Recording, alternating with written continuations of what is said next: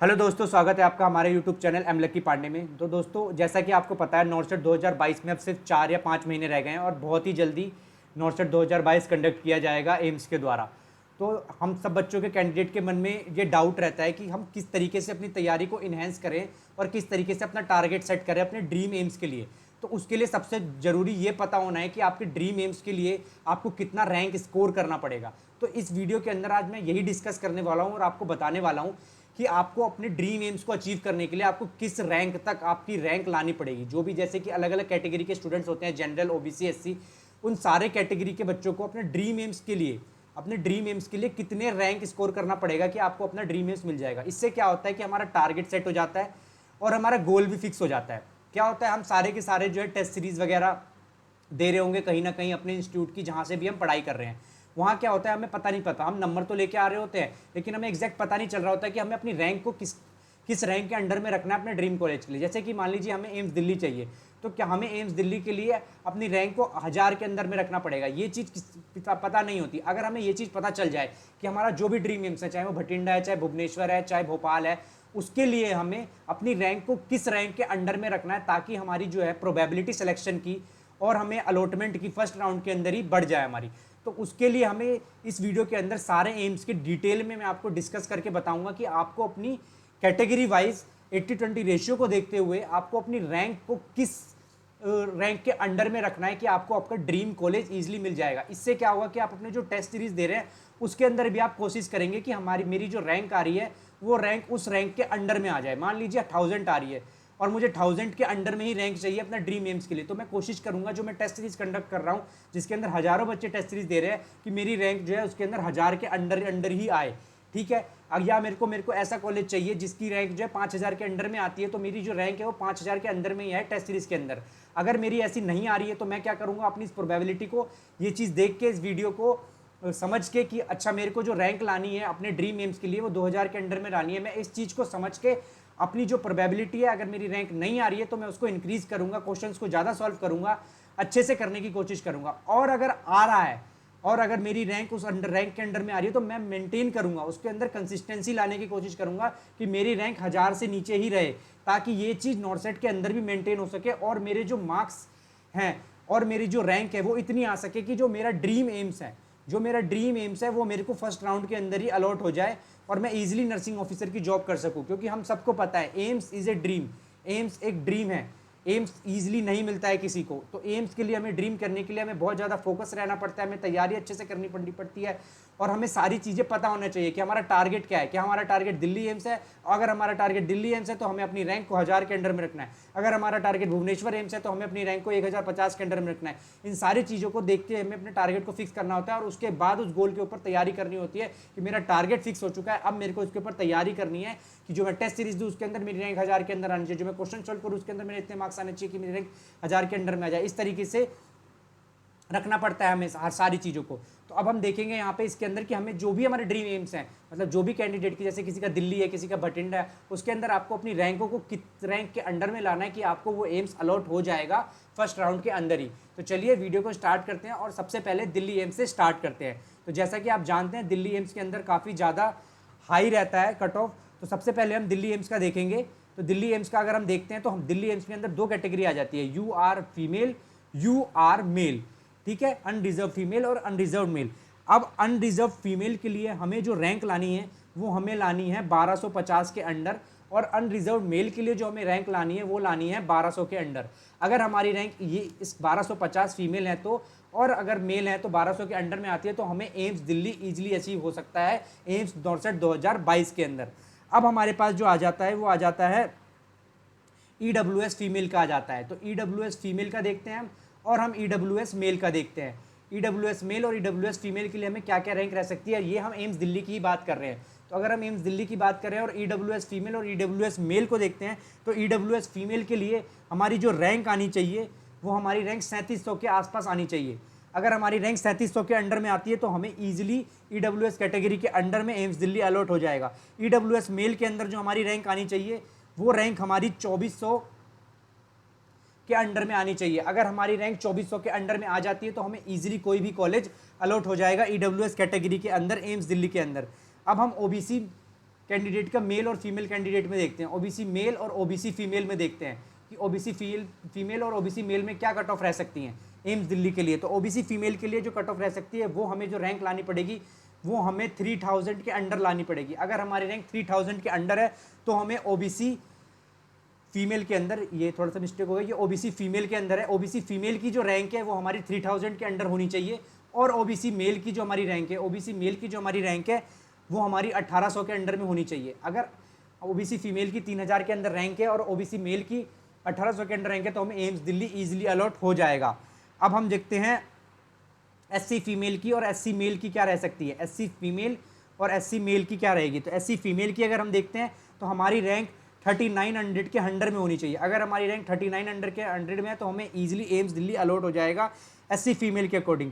और SC mail के according जो हमें रहेगा वो क्या रहेगा, 2800 के अंदर में अगर हमारी रैंक रहती है तो हमें एससी मेल के अंदर भी जो है सीट अलॉट हो जाएगी, एससी मेल के अंदर और एससी फीमेल के अंदर। अब हमारे पास आ जाता है एसटी फीमेल और एसटी मेल के अंदर। एसटी फीमेल और एसटी मेल के अंदर अगर हम देखते हैं तो एसटी फीमेल के अंदर जो हमारी रैंक रहनी चाहिए एम्स दिल्ली के लिए वो रहनी चाहिए 6200 के अराउंड में रहनी चाहिए, और वही एसटी मेल के अंडर में हमारी जो रैंक रहनी चाहिए वो रहनी चाहिए 7100 के अराउंड में रहनी चाहिए। अगर हमारी रैंक इसके अंडर में रहती है तो हमें एम्स दिल्ली ईजिली अलॉट हो जाएगा नॉर्सेट 2022 के अंदर। तो हमें टारगेट रखना है कि हमें अपनी एम्स का जो हमें रैंक है, जिन्हें एम्स दिल्ली चाहिए उनको ये रैंक आप नोट कर सकते हैं कहीं पे, या वीडियो को दोबारा भी देख सकते हैं कि हमें अपनी रैंकों को इतना मेंटेन करना है एम्स दिल्ली वाले कैंडिडेट के लिए जो कैटेगरी वाइज है। अब इसके अंदर 2-3 कैटेगरी रह गई है, उसको मैं फटाफट से कवर कर लेता हूँ। जैसे रह गई है URPWBD फीमेल कैटेगरी, जिसके अंदर आपकी रैंक जो है 2800 के अंडर में रहनी चाहिए तो आपको मिल जाएगा। ओबीसी मेल PWBD रह गई है, ओबीसी मेल PWBD कैंडिडेट रह गए हैं। इसके अंदर आपकी जो रैंक है वो क्या रहनी चाहिए, वो 15000 के अंडर में रहनी चाहिए तो आपको ईजिली अलॉट हो जाएगा। और जो और अदर कैंडिडेट है उसके अंदर ये सारी कट ऑफ रहनी चाहिए। तो एम्स दिल्ली के लिए सारी कट ऑफ मैंने आपको यहाँ पे बता दी है कि एम्स दिल्ली के लिए आपको इन कट ऑफ के अंदर में अपनी रैंक को लेके आना है एम्स दिल्ली अलॉटमेंट के लिए, ठीक है। अब हम चलते हैं और देखते हैं कि अगला एम्स हमारा कौन सा आता है। तो अगला एम्स हमारे पास है एम्स भोपाल। तो एम्स भोपाल के लिए क्या कट ऑफ रह सकती है उसको हम देखने की कोशिश करेंगे। तो एम्स भोपाल हमारे पास आ गया है, तो एम्स भोपाल के लिए देख लेते हैं। सबसे पहले देख लेते हैं हमारे पास UR फीमेल, UR मेल। तो UR फीमेल और UR मेल के अंदर जो हमारे पास कैटेगरी है एम्स भोपाल के अंदर, वो हमारी रैंक क्या रहनी चाहिए, हमारी रैंक रहनी चाहिए 2300 के अंदर फीमेल के लिए। 2300 के अंदर अगर हमारी रैंक है तो हमें एम्स भोपाल अलॉट हो जाएगा। और UR मेल के लिए जो रहनी चाहिए, इसकी कट ऑफ काफ़ी हाई जाती है, तो हमारी रैंक 650 के अंडर में रहनी चाहिए, तब हमें भोपाल के अंदर अलॉट हो जाएगा अनरिजर्व कैटेगरी के अंदर एम्स, ठीक है।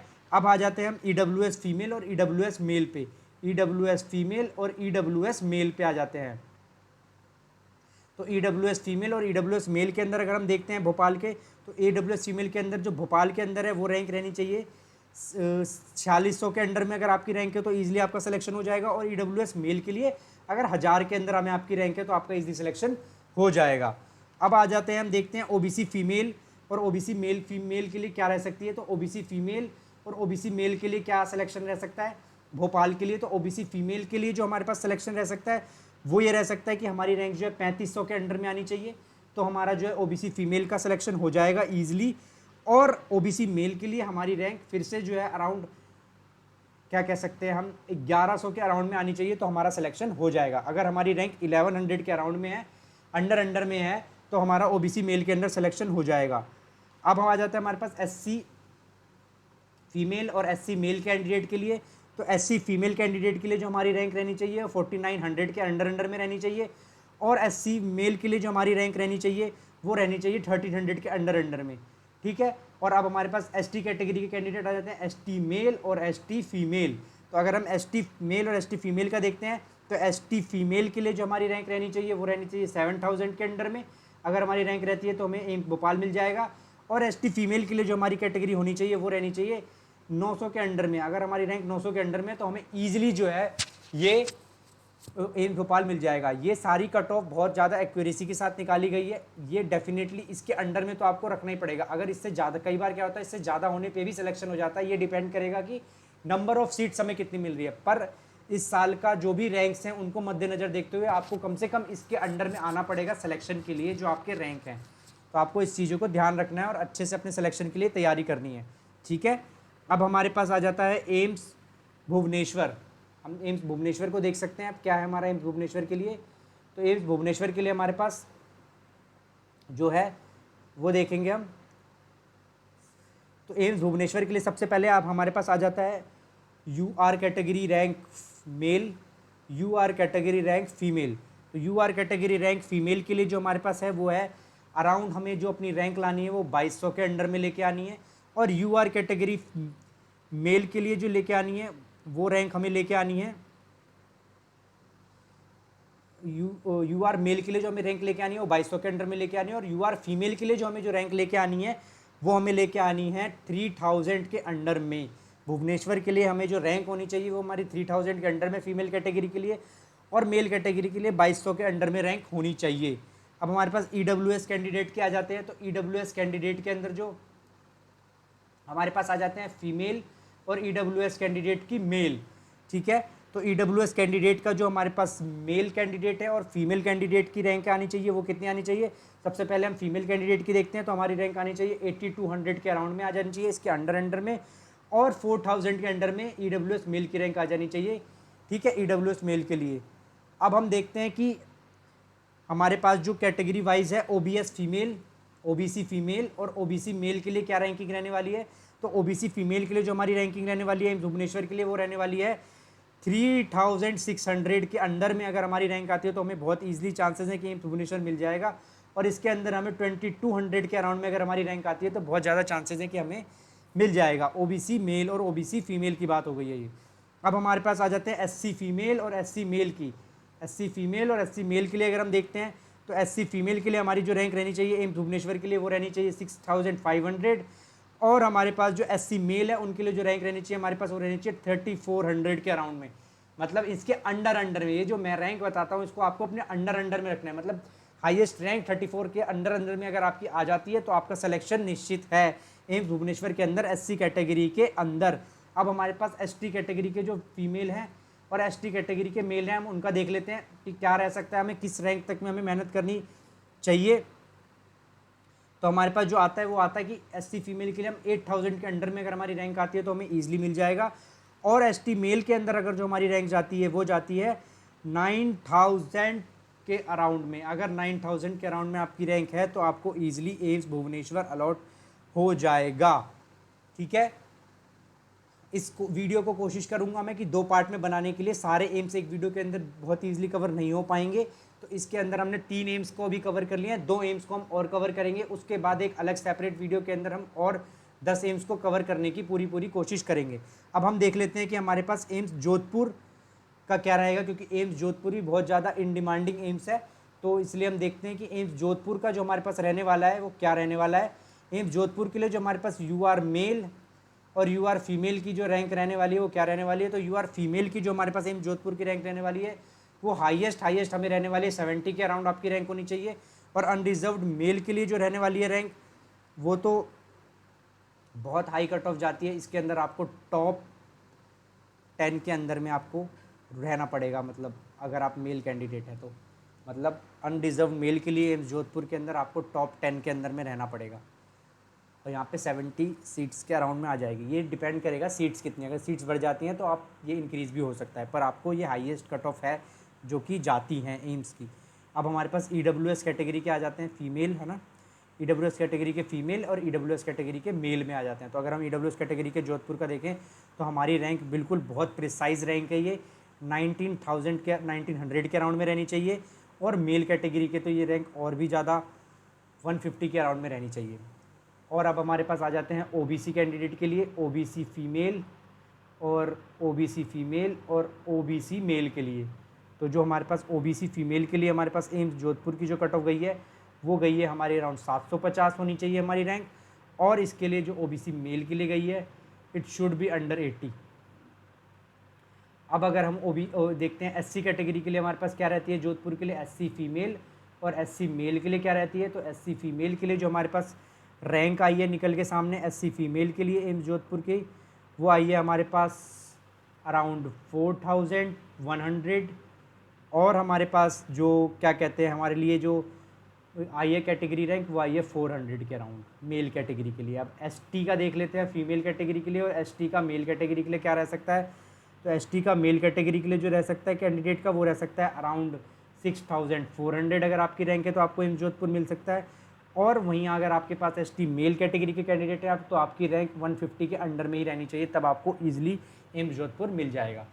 तो ये थे हमारे 4 एम्स के जो बहुत इन डिमांडिंग होते हैं। AIIMS Jodhpur, AIIMS new Delhi, ठीक है। उसके बाद इसके अंदर हमारे पास एम्स भोपाल को हमने कवर करा है। अब हम कवर करेंगे एम्स जोधपुर को हमने कवर कर लिया, एम्स भटिंडा को हम कवर करेंगे और देखते हैं कि एम्स भटिंडा का क्या रहता है रैंक। उसके अलावा जो बाकी एम्स हैं उसकी हम अलग, इसका सेकंड पार्ट बनेगा, उस सेकंड पार्ट के अंदर हम अपलोड कर देंगे, क्योंकि ये वीडियो बहुत ज़्यादा लंबी हो जाएगी और लंबी वीडियो होने से आपको भी दिक्कत होगी कि आपको बहुत लंबा देखना पड़ेगा। तो इसलिए हम इस वीडियो को यहीं पे 5 एम्स तक रोक के फिर हम अगली वीडियो जो बनाएंगे उसके अंदर अगले टोटल 10 एम्स को हम कवर कर लेंगे।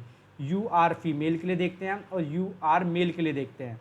तो यू आर फीमेल के लिए जो एम्स भटिंडा का है वो है 1400 के अराउंड में रहनी चाहिए भटिंडा के लिए रैंक। और हमारे पास भटिंडा के लिए जो यू आर फीमेल की रैंक है वो हमें 300 के अराउंड में रहनी चाहिए, ठीक है।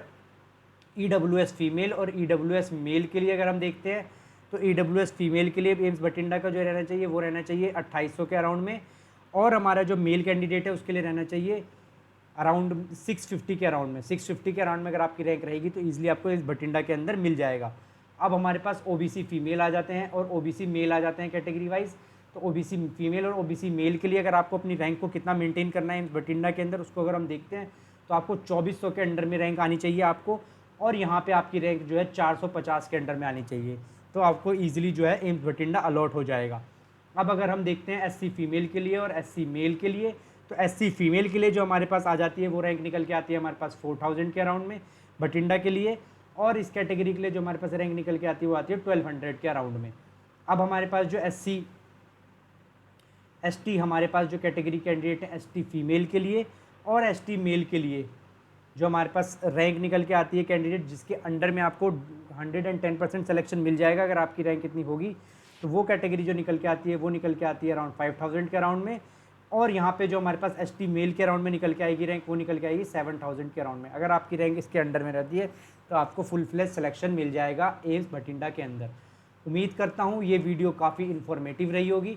इसका सेकंड पार्ट इस वीडियो के तुरंत अपलोड होने के कुछ ही घंटों बाद डल जाएगा, तो जो बाकी एम्स रह गए हैं आप उस पार्ट को भी उस वीडियो के अंदर जाके देख सकते हैं।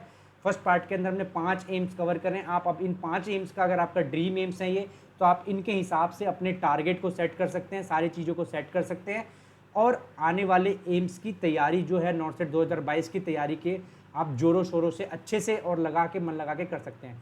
अगर आप रेगुलर अपडेट चाहते हैं नॉर्थ सेट 22 के ऊपर कि कोई भी अपडेट आपसे मिस ना हो जाए, चाहे आप इंपॉर्टेंट टॉपिक से रिलेटेड हो, चाहे वो कट ऑफ रैंक वगैरह से रिलेटेड हो और चाहे वो नॉर्थ सेट के फॉर्म से रिलेटेड हो, तो आप हमारे चैनल को सब्सक्राइब कर सकते हैं। उम्मीद करता हूँ ये वीडियो काफ़ी इन्फॉर्मेटिव रही होगी। Thank you so much.